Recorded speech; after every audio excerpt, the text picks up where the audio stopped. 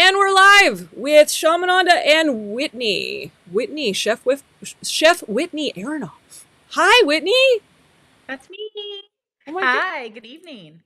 Oh my goodness. It's so good to see you, as always. As always. It's great to be on YouTube Live again. I did one earlier today. I was catching up with my stuff, and my light setup is falling apart as we're talking, and that's kind of fun. There we go. I think it's okay now. So, anyway, but I'd love to hear about your day and everything that's been happening with you, because we didn't get a chance to connect last week. So, I'm kind of excited to hear your update. What's been happening? Yeah, I think this is something that we would love chatting about as well. So I recorded 2 podcast episodes today. I was a guest on a podcast where I talked about how important the food that you consume affects your spirituality and your ability to tap into your intuition, your gut feelings. Um, I don't think that conversation's talked about enough, especially in our circles. People are logging in and watching this YouTube because they want to learn a little bit more about spirituality, activate their intuition, become more psychic, something along those lines. And food plays a huge role in that. So I filmed a podcast episode about that. And then I actually just got off a podcast where we chatted about the magic of Sedona and why Sedona is a high vibration place. Oh my gosh, that's so awesome. Uh, so, so the podcast. Who was the guest on your podcast? So I was a guest on somebody's podcast. Oh, I see. Um, and then this evening, the guest that I had, Stephanie Lytle, she owns a business in Sedona called the High Vibe Collective. And it basically allows for you to create your own retreat. So you would reach out to this company if you're looking for a shaman, a hands-on healer, a sound bath, cranial sacral therapy. So any sort of, experience that you want to have in Sedona, this would be your trusted resource to be able to find that practitioner. So you're not just choosing someone off the side of the road or without any recommendations. You're really getting a trusted practitioner. And I know that's something you and I have talked about a lot on my podcast, High Vibration Living, and in our YouTube videos, is discernment and how to find a qualified practitioner to do, work with. Yeah, absolutely. It's really important to find quality, and one of the stipulations in finding somebody that's quality really has to do with the easiest thing to look for is where somebody's consciousness is. So if the practitioner that you're considering doesn't have a consciousness that is very high, or has maybe a low emotional intelligence, or if they're simplistic in their thinking, or if you can tell when somebody has done the work, and it makes it much easier for people to be able to break down information when they get it through spirit. uh, they can translate the information in a more accurate way if their consciousness is on the right level. So you get to be really careful about who you're choosing to interpret the information that's coming through. And not a lot of people do that. They just assume that they're going to go to a psychic because they say they're a psychic, and then they're going to get information that's going to be accurate. And then sometimes it ruins people's lives because they take it seriously and they carry the information with them to the grave.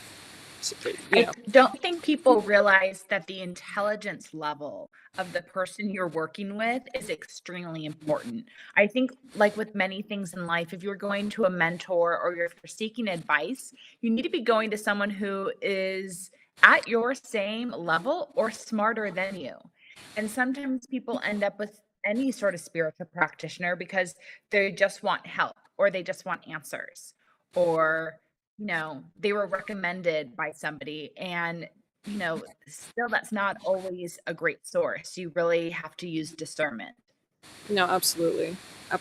And what's worse when it comes to that kind of thing is when they start, stealing money from and taking advantage of people that don't know any better. So there's so many different ways that, people are honestly just wanting to find someone that can really support them spiritually, and they don't know anything about it, so they're trusting this one person to give them accurate information, and in a way that's very sweet. But at the same time, if this person is deciding, well, since you don't know anything about this, I can tell you whatever I want, and I'm going to tell you you're cursed and that it's going to cost you $5,000 to get it off, and only I can do that because I'm a psychic with no other talent other than seeing the future.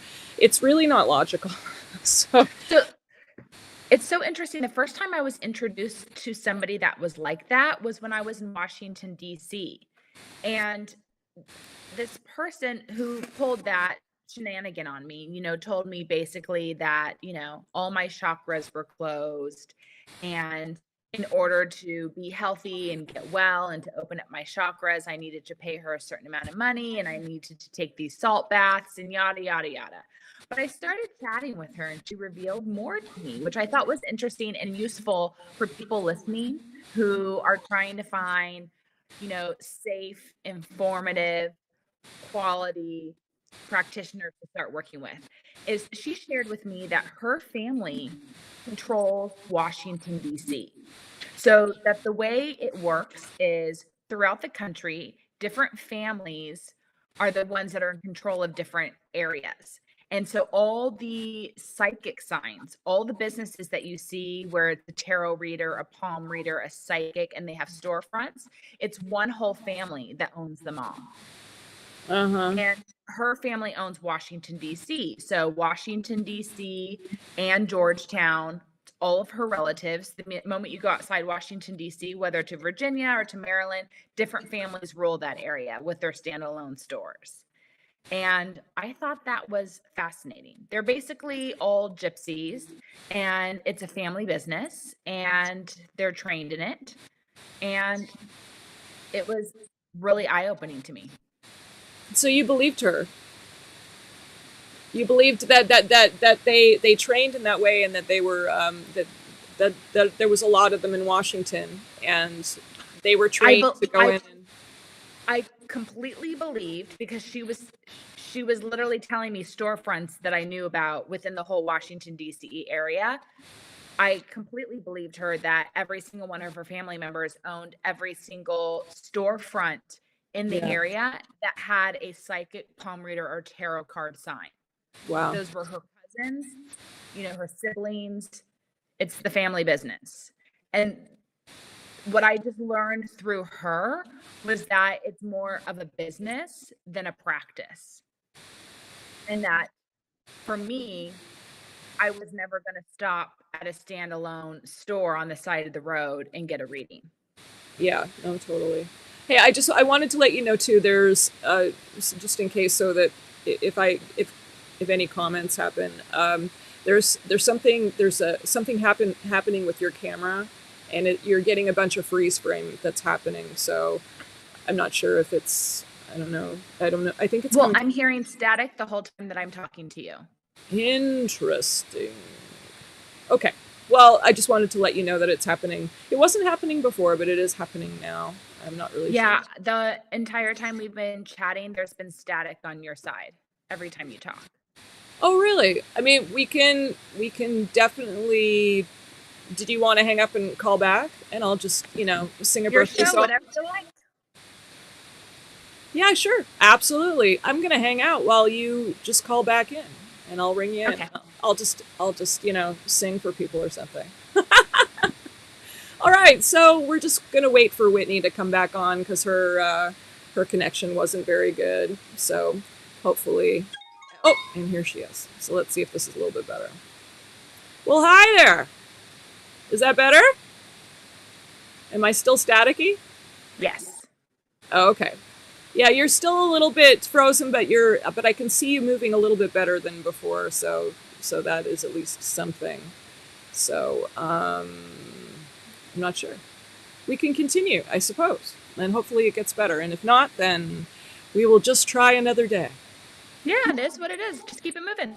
Absolutely. Then what are you gonna do? I don't know. So you were talking a minute ago about, or we were talking about the psychics, and it reminds me of the different types of things that people always talk about around this time when uh, they feel like the moon is really affected their mood and their ways of being. And I wanted to talk a little bit about what people don't usually talk about around this time, which is something called moon sickness. A little, Yes. a little something called moon sickness. Now, if you've never heard of moon sickness before, it's an interesting phenomenon, and for some people, moon sickness has to do with parasites in the body. For some, because parasites love to get really active around moon time. It's where they travel in the body in different places, and it makes people really sick. So if you have a lot of parasites and you always get sick, around the moon, then that might be an indication why. But there are other reasons why people get moon sickness as well.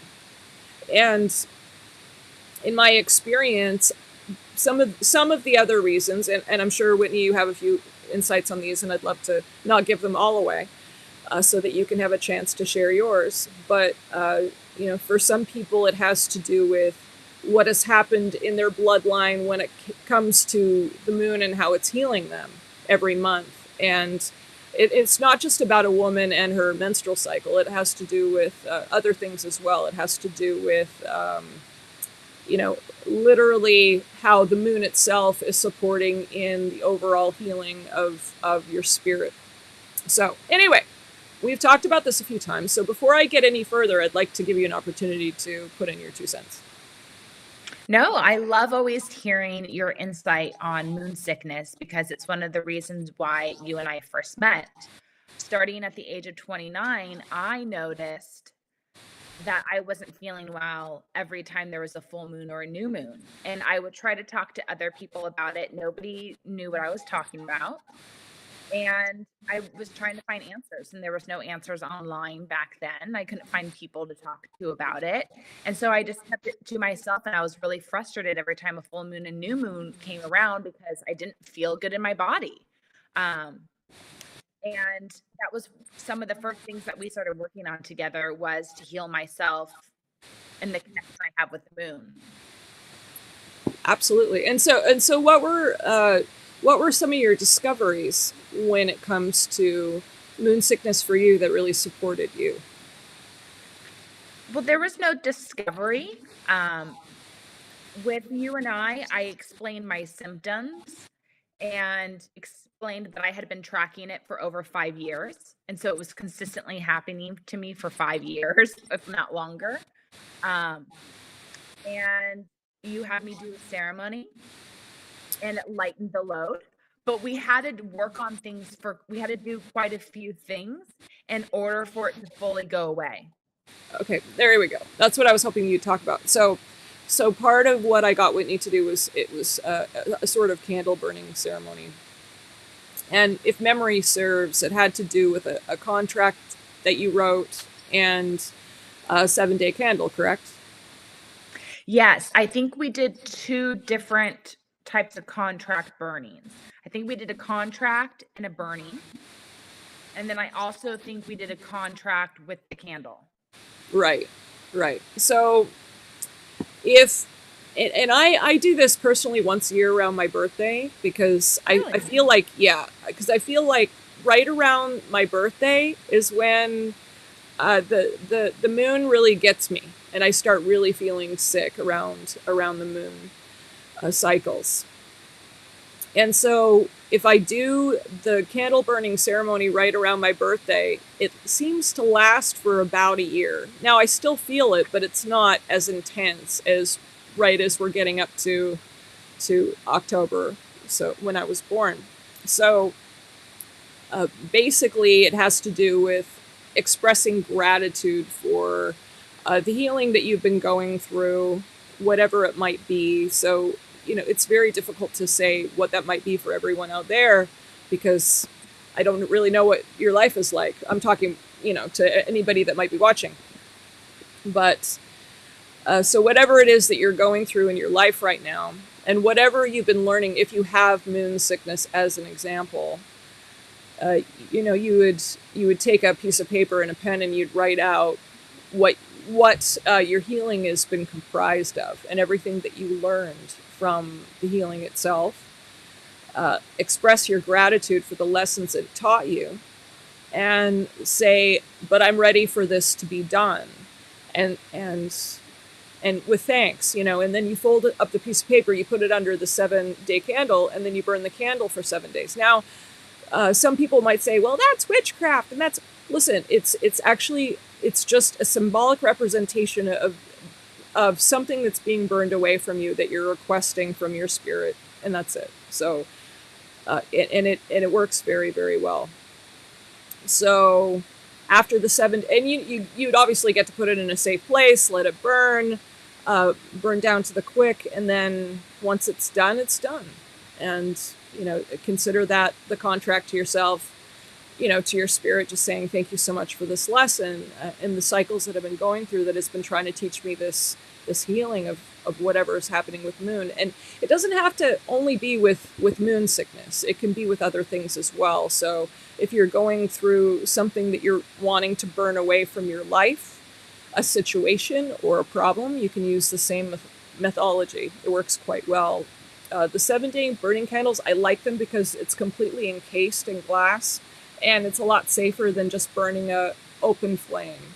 Because if that glass tips over, usually it'll just go out, and there's not a lot of danger. You'd want to keep it in a safe place. A lot of people will keep it in their bathrooms, close to the shower, where nothing can light on fire at all. The worst that's going to happen is it'll fall into the bathtub, hopefully in an enclosed area where no animals or children would get to it or anything like that. So just be really, really mindful if you do this. But safety first. Safety first. But anyway, so with moon sickness, I actually, at one point too, I ended up, before I knew what was going on, I ended up in the ER too with it, because I didn't know what was happening, and I felt really sick, and somebody had to point it out to me that every single time I felt that way, it was during the moon. It was during the moon cycle. And so I sounded like a crazy person telling this person at the ER that every time I felt sick, it was during the full moon. They're just, yeah, okay, whatever. And then they basically thought I had some sort of autoimmune disorder, which I don't. And I handled it through the processes that I'm talking about. But anyway, so if you're experiencing something with the moon cycles and you're wondering what's happening, moon sickness is a real thing, and it happens to a lot of people. So that's what I have to say about that. What do you think, Whitney? I agree to all of it. And I think one of the things that we focused on as well was some sort of contract that I had with the moon. So some Right. sort of work that I had done in past lives with the moon, or some contract that I was tied to. So we had to break the contract. Can you talk about what that is? Yeah. So if you're going through a moon sickness, as an example, there's a contractual thing that's happening between you and the energetic aspect of the moon, and so it's there to teach you something. It's there to provide some sort of education. Now, when it comes to education from the universe does not discern whether it's going to be comfortable for you or not. Only the individual can discern that. So if it's an uncomfortable learning, it's, the universe isn't going to look at you and go, "Oh, sorry about that. I'll try to make it more comfortable for you." It's not. It's just going to provide the information as it's given.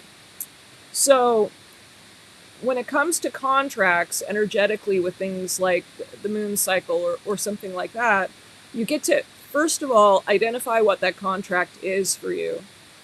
And then you get to find a way to break that contract. So let's say your contract with the moon is that it was healing your physical body, and your spiritual, the integration of your physical and spiritual body together, however that might look. And maybe that happened every single cycle with the moon.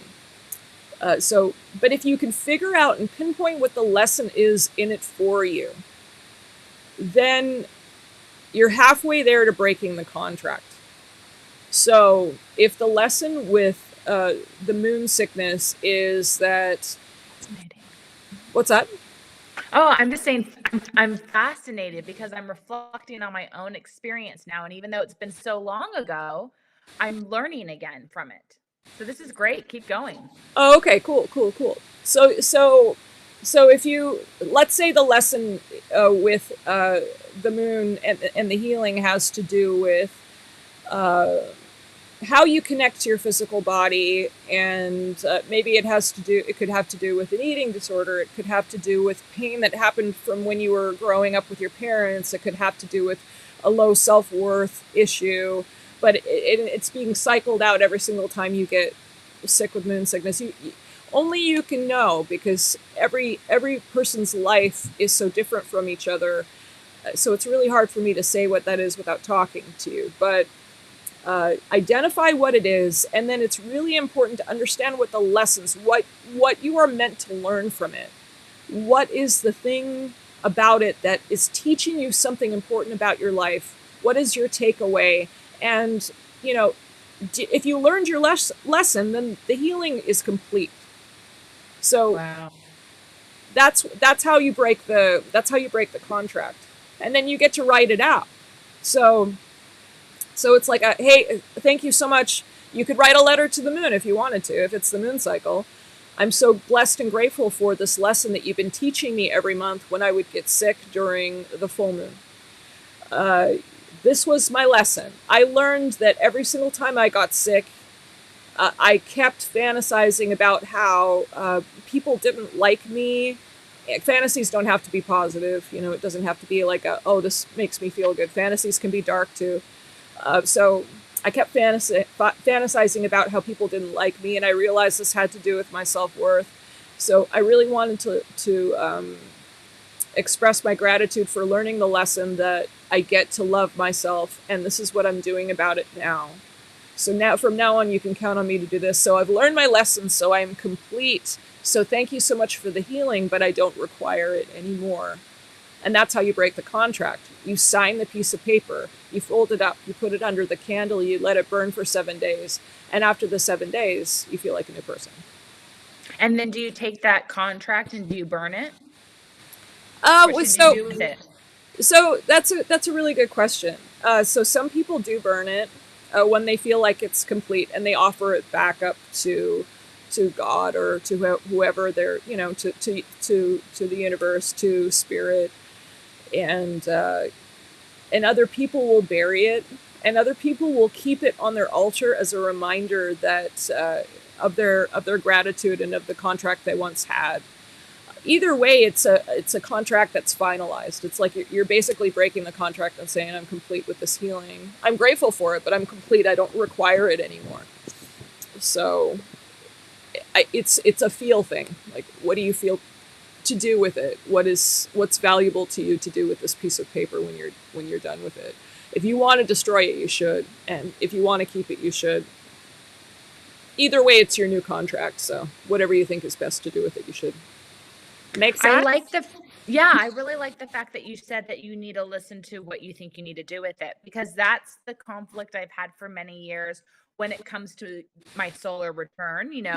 On your birthday, it's supposed to be the most powerful manifestation day of the year. And so you're supposed to write down the things that you want to manifest. And through different people that you and I know, they say that, during your 10 hours of power on your birthday, that's where you write down the things you want to manifest for the year, and then you call it out loud. And then you're supposed to take that piece of paper and do some sort of ceremony with it, lock it in. And they always suggest burning it. But one year I just didn't feel like burning was right. Like, I felt like I needed to bury it so I could let it blossom and grow. Like, Right. I just didn't feel that burning was the energy I wanted to put into my dreams. Like, more like planting them so they would blossom and grow through the seasons felt more on point. So that's what I did. And that makes a lot of sense. I mean, it's just, when it comes to your own personal symbology and how you start to break down the different types of blockages that you have in your life, only you can really know. If you're really in tune with that part of your mind, and if you're in tune with your spirit in conjunction, you'll know what to do. And it's so if you're being responsible with the symbology of the situation and you're going off of logic, then chances are that's the right move to make. But it is about trusting yourself and kind of knowing what to do. So for a lot of people listening, if they've just started in spirituality, some of this might not make any sense to them. But for other people who are more advanced, they might listen to this and go, "Yeah, I already know all this." So maybe we're talking somewhere in the middle. But bottom line, if you trust your intuition, and if you have any knowledge in how symbology works and moves with spirituality, and how important it is to move spirituality along and in your growth in that way, then you'll have a good idea of what to do. And if you don't know what to do, then leave a comment and I'll support you. So sometimes it's important to ask and to get answers that make sense for a little while before you can do it on your own, and there's no shame in that. Yeah, and if you start adjusting your diet, doing something that I often and other people often refer to as eating a high vibration diet. If you make little edits in what you're putting in your body, from your beverages to your food to the quality of your food, that will help you better tap into your own intuition, your own gut feelings, your own mental clarity, so you can start to make the decisions that are best for you. Yeah, absolutely, absolutely. And you're talking about self-love, which is so important. I mean, it's an act of self-love to eat things that are healthy for you, and to take care of your body, and to take care of your mind and your emotions. So humans love to ignore at least one of their bodies, at least one. So Mm. so humans will, maybe they'll ignore the physical body. Oh, I'm experiencing this pain in my mouth, in my leg, in my stomach. It'll go away, whatever. Or they'll eat something that's unhealthy and they'll feel terrible and they'll ignore it. You know, that type of thing. So aches, pains, physical ailments, whatever. And, that gets people into trouble. Maybe they're not exercising and they're starting to, it's really starting to take a toll on their body and they ignore it. So there's a whole bunch of ways people ignore their physical body. It's the most tangible, so it's the easiest one to talk about. But then you move on to how people ignore their mental state, which is just their thoughts. So it's thoughts without emotions. It's how people form different conceptual ideas and thought mechanisms and constructs, and basically how they program themselves to do things, how they get from point A to point B in their mind to do things. So it's patterns, it's patterns. And they'll ignore them even though they're not healthy for them. So even without the emotion, if you have unhealthy mental patterns that you're following and that you're ignoring, then it's a train wreck waiting to happen. It's like having a computer program, but the computer program has nothing to do with what you're doing, and then you can't seem to make anything work right. You really get to figure out how to optimize that for yourself. It's really important. And then if you're ignoring your emotional state and you're stuffing your feelings, there's nothing worse, because at one point you're going to burst, because it always has to come out, or it's going to create some sort of disease in your body, because it's got to go somewhere. And then finally, if you're ignoring your spirituality, which is honestly the worst out of all four in a lot of ways, because it's the one that controls all the other bodies, because you are your spirit, then you're really in trouble, because you're not, there's going to be parts of your life that feels completely dead and devoid of real love and substance. There's going to be, you're always going to feel like, well, there's something missing. I don't know what it is exactly, but there's something missing in my life. I feel like I'm not sure what it is. Maybe I need a hobby, but it's really that connection with who you truly are. And if you're ignoring that, whew, so everyone Yeah. ignores at least one, always. It's just what people do. So figure out which one that is for you. How do you figure out which one it is? Well, I would say just going through each of the bodies and just checking in with yourself. You know, like, hey, am I ignoring my physical body? Have I been having pains that I've been ignoring? Have I been putting food in my mouth that I know is not good for me? Have I been not exercising on purpose? Have I been punishing my physical body with smoking or, doing drugs that I know is really creating damage to me? You know, and so check in and then move on to the next body. So move on to the emotional body. Have I been stuffing my feelings? Have I been honoring how I've been feeling about everything with everyone and how I've been feeling about myself? Have I been checking in with myself mentally to see if my thoughts are healthy? Like it's just, you get to take a look around in there when your mind is going to see if you can't just be a passive observer. You get to be an active participant when you're forming thoughts, because those turn into words and then deeds and then actions. So if you're not actually in your mind, really being present as to what's being created, then it's like a monkey in a kitchen, an untrained monkey in a kitchen throwing plates because it doesn't know any better. You got to train your monkey. And if you're not up there training your monkey, it's going to do whatever the heck it wants. So that's a problem. And then, of course the spiritual we just talked about as well. So you get to check in. Do I actually have a spiritual practice? Am I trying to connect to spirit? What are the ways I can connect? Am I ignoring that part of me completely? So Speaking of spiritual body, today I completed 40 days of Sardashan Kriya. 40 days yay! 40 days in a row, I did 40 minutes of a particular type of Kundalini yoga meditation. And it was so wonderful. Oh my gosh. Hard, ups and downs.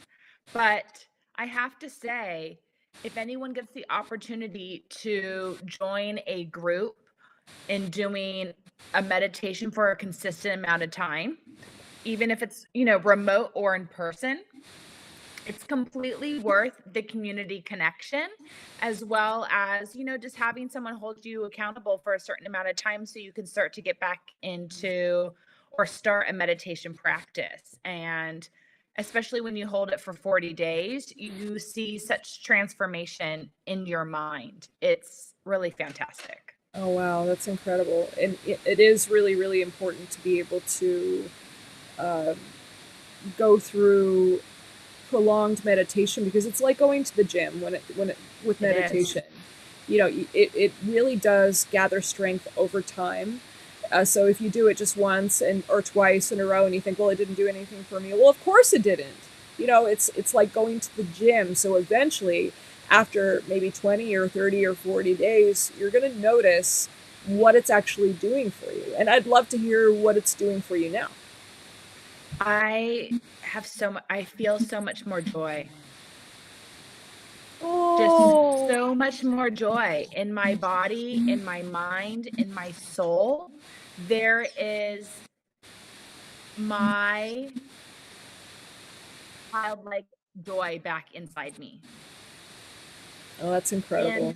I've always been a glass half full, happy, bouncing out of bed type of person, but this joy is a level of honest, authentic, youthful, soulful joy that I hadn't felt since I was a little girl. And every day that I did the meditation, I could feel it bubbling up a little more and bubbling up a little more and a little more. And that's been the greatest benefit of all. Wow, that's incredible. Yeah, and that's true. It really does have to do with feeling and experiencing unconditional love and joy and bliss. So the point of meditation is to connect to that highest part of yourself. And that's what that highest part of yourself comprises of. That's what it is. So if that's the experience you've been beginning to have, then you've been doing it correctly. That's Oh, the thank point. you. I mean, there's a lot of different things you can do in meditation. You can get your mind.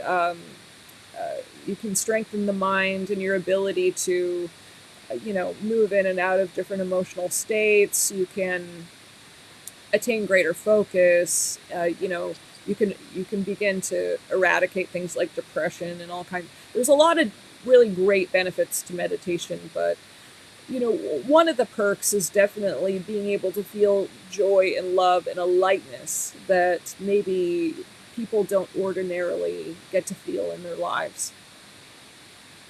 So I'm very proud of you. Thank you. I just so enjoyed doing it. It made me so happy. And for the people listening, it was very hard. So for 40 days, I got up at 4:45 a.m. There's no days off if you're doing 40 days in a row. So there's no sleeping in on Saturday. There's no sleeping in when you're extra tired. If work or some sort of commitment is keeping you up late, there's no adjusting the clock so you get up a little later the next day. It was 4:45 a.m. every day for 40 days. And the ironic thing is my calendar is so busy with work commitments for the next week and a half. I don't get to sleep in for another week and a half. But someday I will get to sleep in again and I will really appreciate it. Oh, well, that's good. I'm really proud of you. So it's done now. So you're complete with all It's of them. done now. So it's interesting. Now I have to think about what type of meditation I want to do next because I'm ready to keep going again. And maybe this will resonate with the listener. You and I have talked about this over the past few months personally, but what holds me back from doing more traditional types of meditation is I'm scared what I will hear. I'm so busy with work and my commitments and my podcasts and my businesses that I run that I get nervous that when I sit and calm the body and the mind, or if I take the time to connect with my spirit guides, I'll be told to do more work, or go a different direction, or I'm scared of getting assigned more homework when I feel like my plate's already full. And that's what's held me back. So that was the great thing about doing the Kundalini is because when you do it, you're holding your hand in a certain position and you're saying mantras over and over again. So you're not able to get overwhelmed by, certain messages. You have to keep working on the mantra. And so now is the time that I quiet the mind again and let come in whatever needs to come in. Absolutely. So now that you're done with the 40 days of that really intense meditation practice, Yes. do you feel like that you're going to keep going? Do you feel like you're going to continue with meditation as a practice now that it's in you and you know what it's doing for you? So now I want to make sure that I do a minimum of 11 minutes every day of some sort of meditation where I'm sitting still and I am meditating. Some people consider, meditation in a variety of different ways. So some people do consider meditation just going on a walk outside with no technology. That's something I already do. Usually when I do a beach walk or a hike, I never take a cell phone. I just allow that to be my quiet time to process my thoughts and feelings.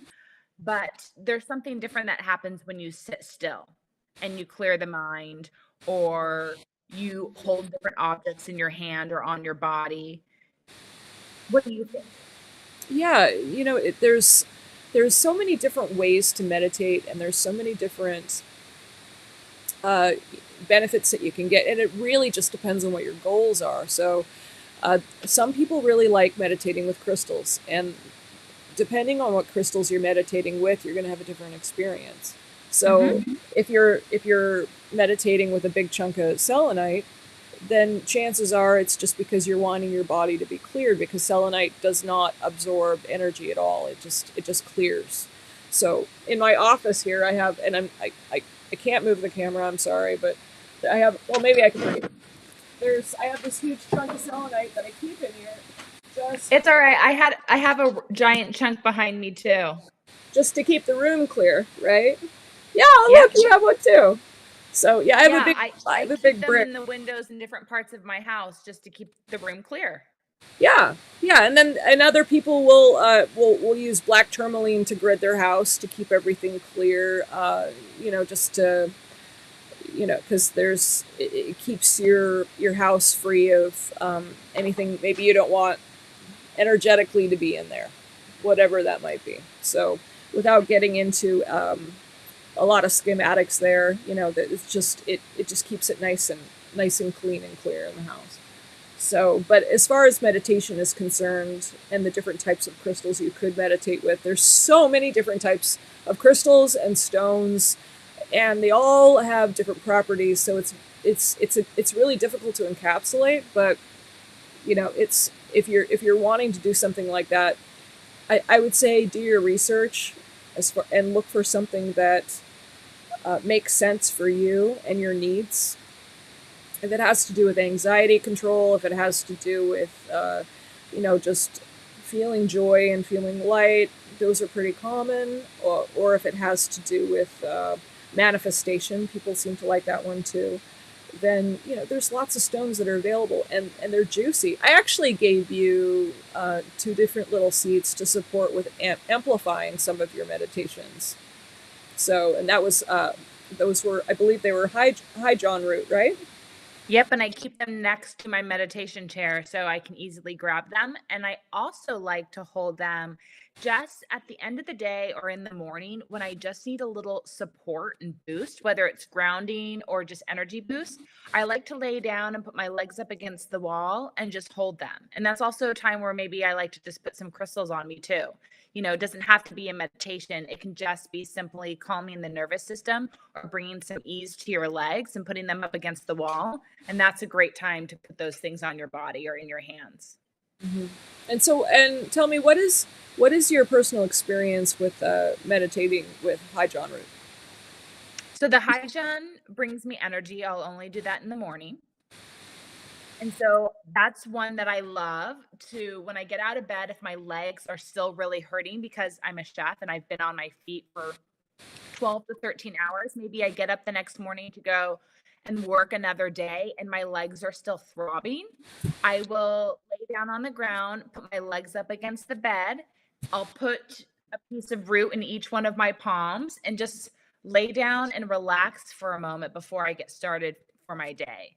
And just try to clear my mind, set my intentions, visualize the type of day that I want to have and the positive interactions and experiences I want to have, and you start to feel the heat in your palm and tickling and energy move in your palm from the seed or from the root.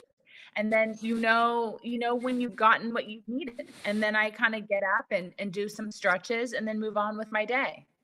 Mm-hmm. Exactly. So there's definitely things out there that support with energy, and they're all. I mean, the best part about it is that it's natural. It's from the earth. It's not toxic. It naturally supports you with energy if you're going to dive into the spiritual realm of things and start connecting to that part of yourself. I think it's really important. There's a great deal of power with you as a spirit. So why not connect to that and find out what it can do while you're still alive? It's great. Are there any spiritual online shops that you love shopping at, or any in-person shops that you recommend to people? You know, there there's different places on the planet that has a lot of different spiritual stuff regardless of what your preference is. Spiritual preferences are, some people think that, as an example, they think that Salem is just for witches. Well, if you're not a witch and you like spiritual, accoutrement, then it's a great place to go. I mean, they have incredible stores there filled to the brim with all kinds of wonderful things, just books and different types. Obviously, there's going to be a lot of different types of crystals, but there's stuff there that you wouldn't usually find because there's a concentration of it there. I believe New Orleans is the same, and there's different places in LA you can go. I mean, I believe there's the Psychic Eye down in LA. They have a couple of different places there where there's they have quite a bit of selection. And then there's a lot of little mom and pop stores too, but some of the some of the mom and pop stores don't have a great selection and they're really overpriced, but because they have to be in order to keep the doors open. And it's understandable, but if you're wanting the real deal with what you're looking for, there's pools of places that really have an outpouring of that. And if you're looking at something like that, I mean, as an example, Salem and New Orleans is two places that you could go and just there's just a lot of stuff. There's a lot of selection. But as far as online, I haven't really found anything specifically uh, that I really love. There's, and I don't mean to, I'm not going to trash any stores, but there's certain stores, and I'm not going to name any, but there's certain stores online that where people will make products as an example, and everything is extremely overpriced, and it's really not necessarily the fault of the people making it because they're getting ripped off by just selling their stuff on certain platforms, but it's just not worth it. I mean, I would much rather go to a fair, where people. Oh, I'm sorry about that. I thought I turned that off. I would rather go to a fair where people are selling the things at booths and they're hand making them, or where I can meet the artist and we can talk about what they created and all of that stuff, as opposed to continuing to be disappointed with the things that I try to order online. So, uh, but there are some different um, secret little stores on there that you can, if you find them and they're precious jewel, then they can be really awesome. But and if you know of any, please share that information because I'm sure other people would want to know about it too. What about you? Do you know of anything? Where do you go and shop?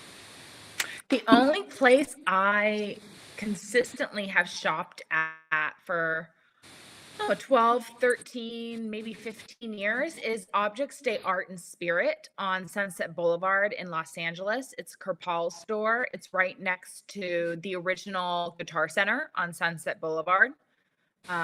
Right when you leave Hollywood and you go right when you leave West Hollywood and go into Hollywood. So that's one place I've loved going for many, many years. Um, I stop into different shops here or there, but I like to go to stores that I feel like are trusted sources.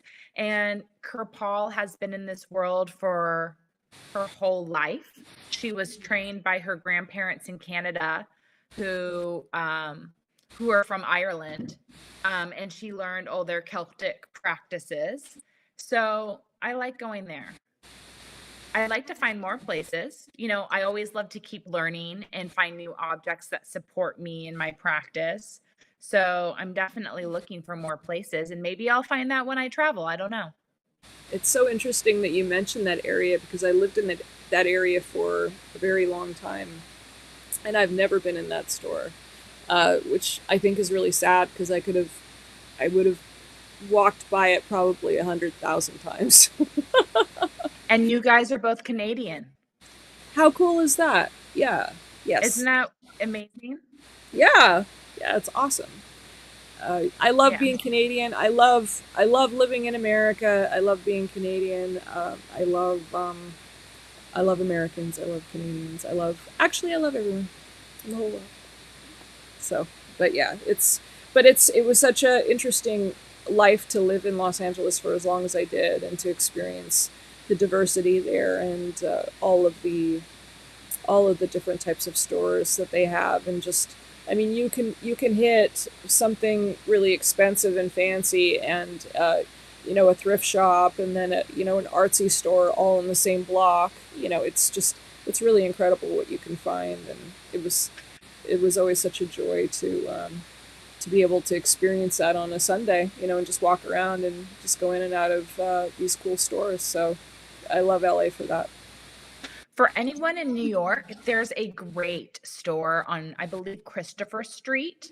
Um, that great crystal store, great for incense, great for books, super informative people. Like it's a great shop. That's where I used to go all the time when I was in culinary school. So it's not far if you're familiar with Magnolia Bakery. In that little area of New York, I highly suggest. So check out a crystal shop. Pretty sure it's on Christopher Street. There's another crystal shop that I went to that the name or neighborhood comes to me, but the Christopher store location was one of my faves in the city. I'm sure there's many more spots now. Yeah, yeah. But as far as LA, was there other than the one you mentioned, was is there any other stores you liked over there? There are others that I've been to, but I can't recommend. My gut just told me this is not my store, and I have to listen to that. Yeah, You know what I mean? yeah. Well, and Yeah. there's stuff out in OC as well that Yeah. I've been to, and I can't recommend them either. I just no, I can't recommend any of the stores that I've been to in Orange County. unfortunately for me too. But with that being said, I'm open to experiencing something new. So if there's a store that I don't know of that, you know, I'm happy to, you know, talk about it here at one point if, you know, if that experience comes along. So definitely, yeah. I can't, I'll never mention Oh, names. I'm not a basher. there are crystal stores that I have been recommended in LA. What's the neighborhood that's in between Pacific Palisades and Malibu up in the canyon? Oh, It what is starts with a T. Tribu- Do you know what I'm talking Tribuca? about? Tribuca Canyon? Is Is it it? Trabuco Canyon? I think it's something else, right? It could be. I think, hold on, I'm just gonna look it up real quick. I know we're talking about the same area, and it's extremely Topanga. Topanga, of Yep. course. So there's a bunch of crystal shops back there. I met a woman who worked in one of the crystal shops there. There's quite a few to check out there, and they're in the depths of spirituality, like Kerpal store. So I drove back through there just a few months ago, and there were so many places to stop. I got a little overwhelmed, so I didn't stop anywhere at all. But that's the next place I need to go exploring.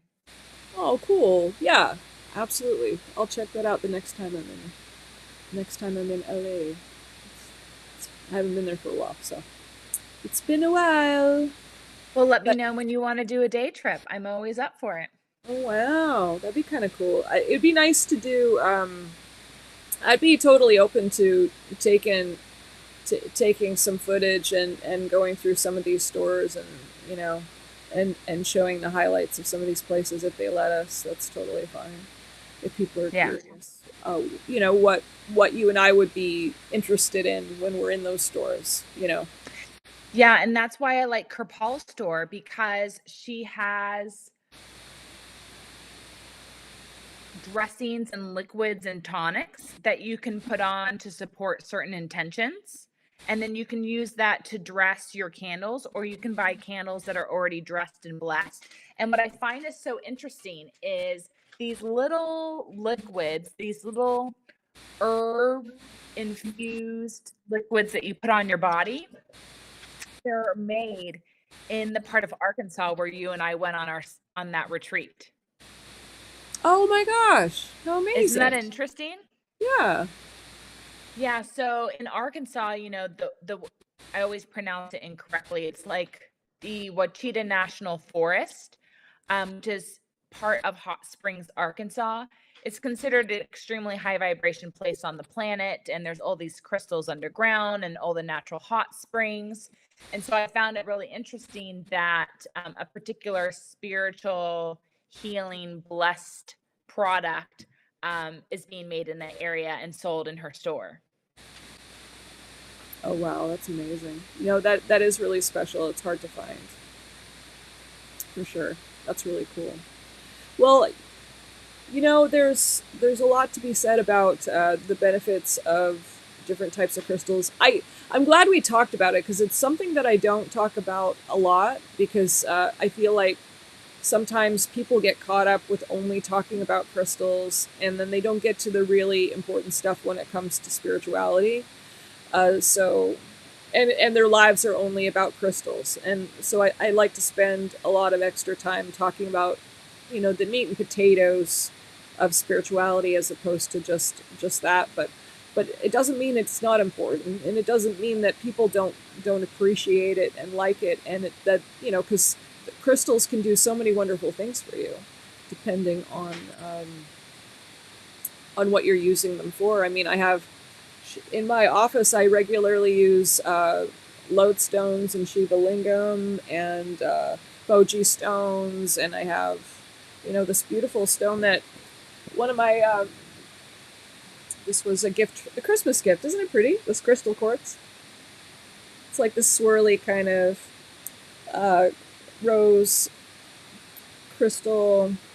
She specifically wanted the shape for me when she was looking for a Christmas gift, and I just thought it was the sweetest thing because when they went to a gem fair to see if they could find something exactly like this, and her friend got so excited. We found it! We found it! You gotta come right now! And then they ran and they grabbed it, and this was it. And it's just so it's special for that, and it's a very sweet, loving crystal. So I'm glad to have it here in my office, but. Um, so it's nice to have little crystal friends, but and if you use them properly, it can really be helpful. I mean, I have salt lamps to clear the energy in here too, and of course the selenite, and I have the selenite lamp. You could probably see it behind me over here. That I use the light bulb inside of it to heat it up to support with clearing the air. So there's a lot of stuff in here that I to filter out everything all the work I do in here. I think it's really important. Um, Yeah, so everything in there has an intention and a purpose. yeah, exactly, exactly. I mean, lodestones are really great because they have the power of a lightning strike on the inside of them, which is why they're magnetic to begin with. And if you know how to use that properly when it comes to even meditation, it can really support with clearing some really powerful things out of the body. So that's a cool tool you could use, and you know it's just the best thing to do if you've never worked with crystals before is just to know thyself and do some research into what you want support with, and then look it up with crystals and then find one and then start meditating with it and see what happens. It's probably the easiest way to get started. And there's so many different books on the subject. I mean, there's millions, so it's not that hard to get started with that as well, and just to start to educate yourself as far as how you want to expand your consciousness with that. But anyway, so that's how I feel about that. We're getting up at 8:30 here, and I know that we get to have a hard cut at 8:30 because we both have scheduled other things for the evening. Shaman's work is never done. I work really late hours, and so do you, my friend. And I know that you're getting up early as well, on top of everything else that you're doing. But I did want to express how grateful that I am to speak with you as always. It's always such a privilege and an honor, and I love having you in my life, and I'm grateful. And you're such a good friend to me, and I adore you, and you're so talented. And I always think about you, and I always want the best for you in your life. So thank you for coming on and talking to me as always. And I'm just going to put you on the screen here so you can say your goodnights to everyone. Oh, well, thank you. And I'm so grateful for you and our friendship. And I hope everyone listening this evening and later this week, and anytime you find this video, gets great value out of what we shared. And, I would love to see you guys comment on like the one topic that we discussed that was really beneficial. And then anything else that would support you where spirituality and food and wellness meet, because that's what it's all about. You can't have one without the other. And that's why we're here, chatting about this every week. So thank you guys for being a part of this. Absolutely. Thanks, everyone. Thanks for watching. We love you, and we will see you next week at 7 o'clock Pacific Standard Time. Bye. Bye. Love you. Good night.